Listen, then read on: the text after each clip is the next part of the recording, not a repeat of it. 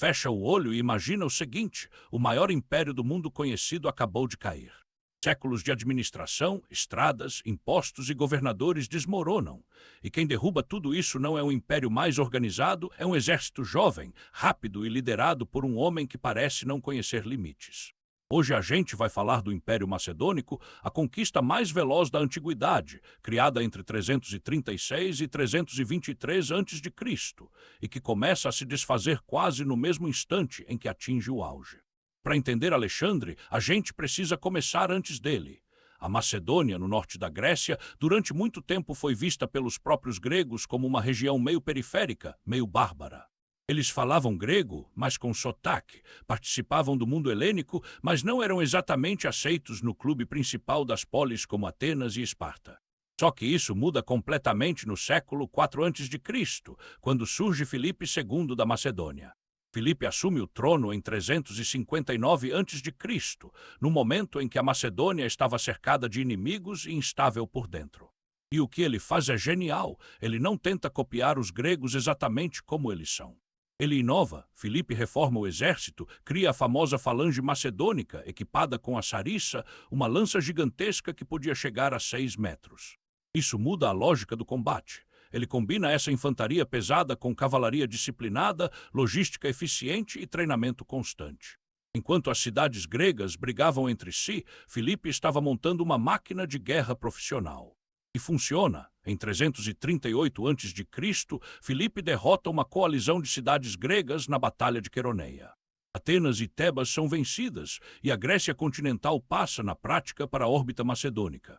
Filipe começa a articular algo ainda maior, uma invasão ao Império Persa, só que ele não chega a executar o plano.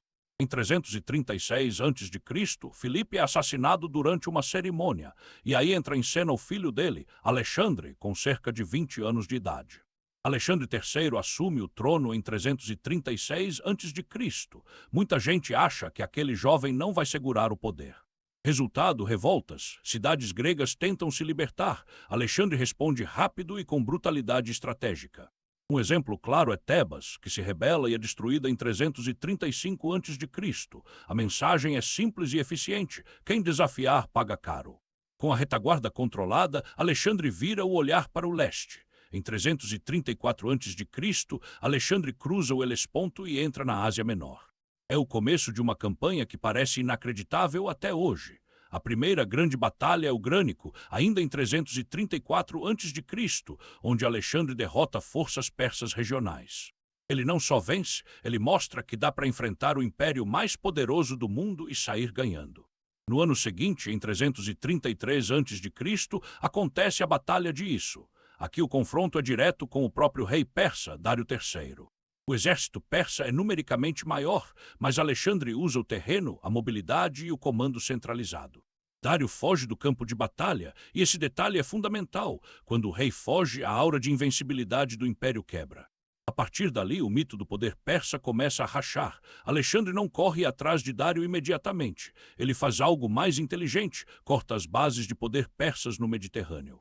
Ele segue pela costa, toma cidades estratégicas e enfrenta um dos cercos mais famosos da antiguidade, Tiro, em 332 a.C. Tiro era uma cidade-fortaleza praticamente inexpugnável numa ilha. Alexandre manda construir um istmo, literalmente criando terra onde não existia para alcançar a cidade. Depois de meses ele vence. Isso é mais do que vitória militar, é propaganda. A mensagem é: não existe lugar inalcançável. Ainda em 332 a.C., Alexandre entra no Egito. Lá ele não é visto como invasor persa, mas como libertador. Ele respeita os cultos locais, visita o oráculo de Amon e funda uma cidade que vai carregar seu nome, Alexandria. Essa cidade não é só um ponto no mapa, ela vira símbolo de uma nova era, misturando cultura grega com o mundo oriental. E então vem o confronto decisivo. Em 331 a.C., acontece a Batalha de Gaugamela, provavelmente o golpe final no Império Persa. De novo, Dário III foge. Depois disso, as grandes capitais persas caem uma a uma: Babilônia, Suzã, Persépolis. A imagem mais simbólica é o incêndio do Palácio de Persépolis, em 330 a.C. Até hoje se discute se foi vingança, acidente ou decisão política. Mas o efeito simbólico é claro: o centro do velho império vira cinza. Dário III tenta fugir para o leste, mas perde apoio.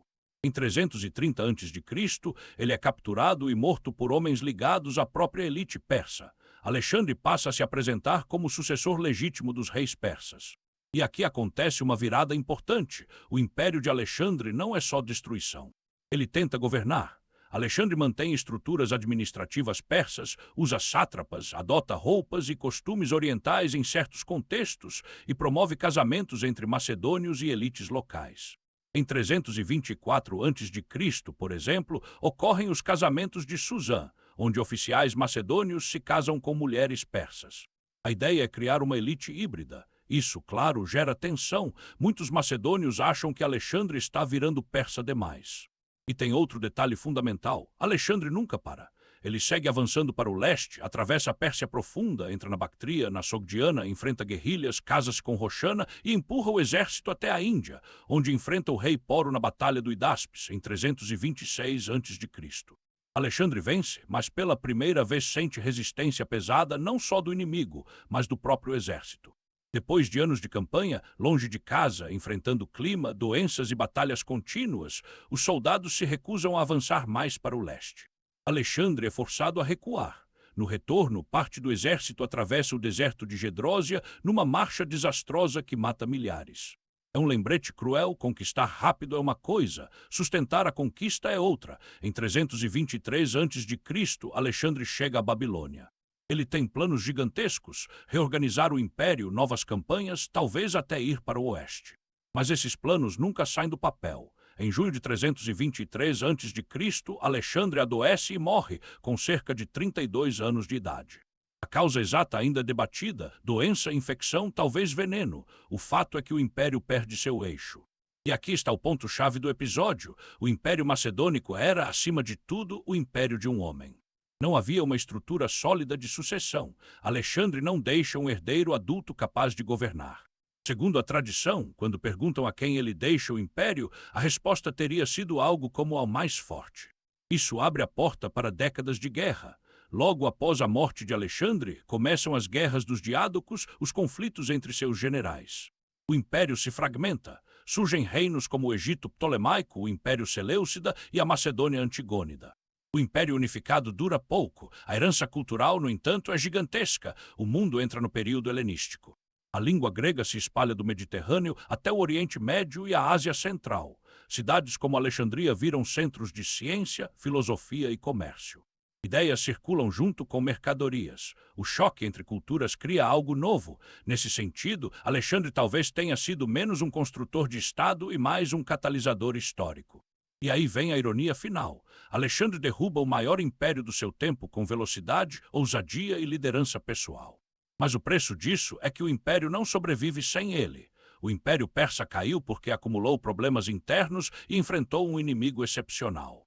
O Império Macedônico caiu porque nunca teve tempo de virar uma máquina administrativa completa. A grande lição dessa história é simples e brutal. Conquistar é rápido, governar é lento. Alexandre mostrou até onde a ambição humana pode ir, mas também mostrou que, sem instituições fortes, o poder depende demais de uma única pessoa. E quando essa pessoa cai, o império cai junto. No próximo episódio de Impérios em 15 Minutos, a gente vai ver o que acontece quando alguém aprende essa lição e constrói um império que não depende só de um homem, mas de leis, estradas, exércitos e cidadania. Spoiler, Roma está chegando. E aí, curtiu esse vídeo? Clica no joinha e não esquece de se inscrever no canal e clicar no sininho para ativar as notificações para receber mais vídeos como esse. Tchau, até o próximo vídeo.